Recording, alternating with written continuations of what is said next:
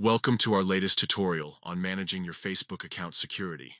Today, we're going to walk you through a crucial step to protect your privacy, logging out of Facebook from linked devices using your PC. This is especially important if you've used a public computer, a friend's device, or if you simply want to ensure your account is secure. First, let's start by opening Facebook on your web browser. Once you're logged in, click on your profile photo located at the top right corner of the screen. This will open a drop-down menu, where you'll find the option to manage your account settings. Next, click on Settings and Privacy, followed by Settings.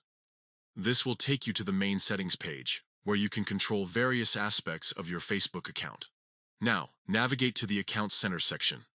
Here, you'll find a centralized hub for managing your Facebook and Instagram accounts. Click on Password and Security from the left-hand menu.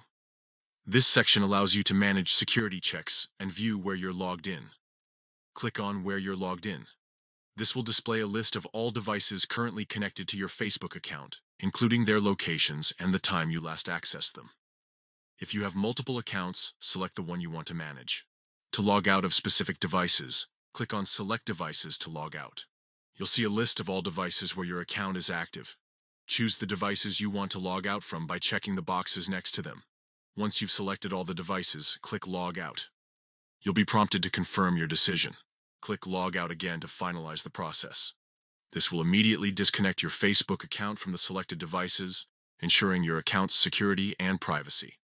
Logging out of Facebook from linked devices is a simple yet effective way to safeguard your account.